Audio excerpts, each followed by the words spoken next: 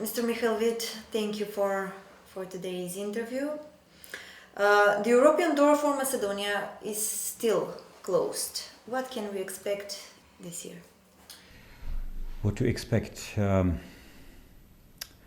think it will be for the next year, or for this year and for the next year, it will be something like finding a way how to avoid the responsibility from the EU and from the EU member states, how to avoid the responsibility for keeping the Macedonia and in certain extent also Albania in kind of limbo, political limbo, because the social and the political pressure from the EU is significantly weakened and will not be replaced by anything else. Also, given the vaccination strategy of the EU, coming from the EU and from the EU member states, it has been shown that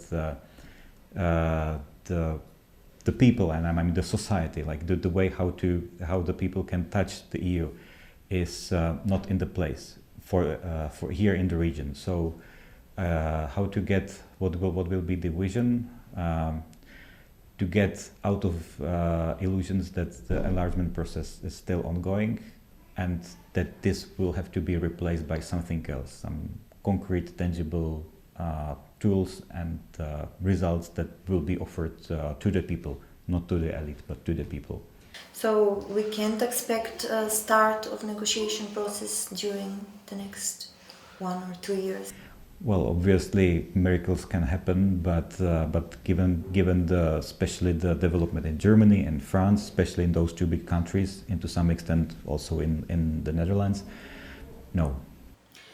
The Czech Republic sided with the Macedonian side and blocked the German proposal, who was for misinterpretation of history. How do you see the Bulgarian demands for language and identity, and also about the brothers and Kirill and Methody? Well, as I recalling on the Czech-Slovak relations, so Czechs and Slovak have different perspective on the interpretation of history and to some extent also identity. So it's the fair game. So you have your interpretation, we have your interpretation. We don't intervene into the interpretation of the others. So it's your business. So it's the business of the individual state. And the demand from Bulgaria is obviously it's a no-go. I mean, it's simply it goes against the crucial the key principle of the integration, which means good neighboring relations. What Bulgaria demands, and on behalf of to avoid the responsibility for other political moves, this goes against the principle of the EU integration. I mean, there is no way how to discuss this. It's simply that's it. The recent polls from France are devastating for Western Balkans. 49% from the French people are against for Macedonia to open negotiations or to be member state at European Union. Will we have more obstacles during the way? Because now we have Bulgaria, but 2022 will be French elections, etc. I know that speaking about Macedonia from position of the foreigner, it's very easy, but it's very hard for the government and for the people here. But I think that the most important thing that should be done right now is to change the narrative, to take the European integration in some way as that there is the value of the internal market, and the biggest and the most motivating element to be closer to the EU when it comes to norms, when it comes to legislation, and when it comes to business. So to make the European market as a associated value to the European integration as such, and to make people possible that to see and to experience that there is that the European integration means the real and very concrete progress and making their living conditions better. This is the only way how to overcome, let's say, 5-10 years period when the political process will be kept in limbo as it is right now. The new U.S. President Joe Biden put the Western Balkans among the priorities. Can additional pressure be expected on Sofia over the dispute with Macedonia? No, no. I'm sorry, but I don't see any reasons why U.S. should deal with actually, how to say, the very imaginary question of the identity understanding of between Macedonia and Bulgaria.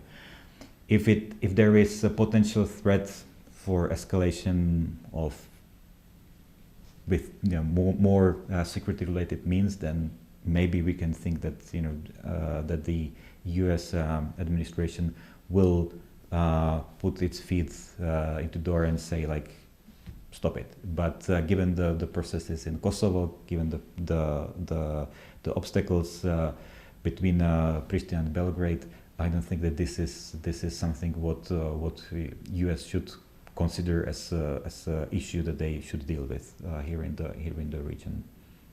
How do you interpret the statement of the Russian Minister for Foreign Affairs, Sergei Lavrov, that the EU should not interfere in the internal affairs of the Western Balkans countries? He said that yesterday. Obviously, Russia is in a very comfortable position because EU emptied the political space for itself on their own. So Russia is now in a very comfortable position, observing and searching the space if needed to intervene in the political gambit.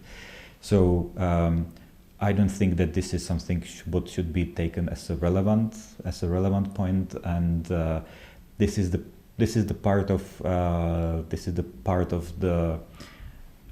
mistake that the EU, when it comes to the political message that the EU did in past year, but as there is no significant Russian threat in terms of pouring oil into fire in some specific conflicts. It's more keeping the instability or keeping the uncertainty of the political development. So I don't expect that this is something what should be somehow what we should pay special attention to in regard to the overall decrease of the EU presence, the political presence here in the region. During the visit of Josep Borrell yesterday, there was at Moscow there was a scandal. 3 European diplomats were expelled from Russia. What kind of message Russia wants to send to you? How this visit turned into a disaster?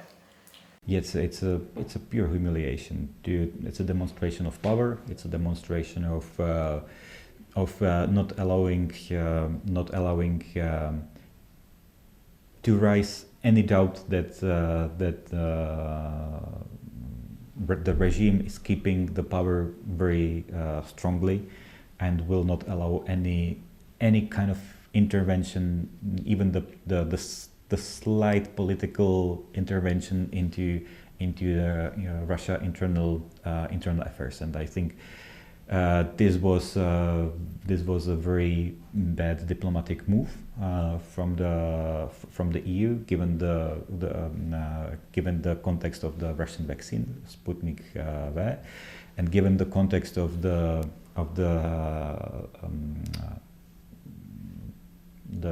gas stream Nord Stream 2, which is keeping German, especially the German diplomacy in very narrowed in corner. So the German diplomacy can't move in any way in order to raise any let's say human rights related issues or to support the opposition in Russia. And this is the clear message. So don't intervene, don't try to shape the public discourse, and don't try to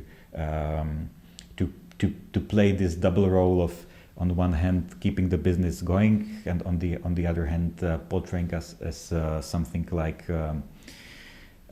those who can't control its own politics.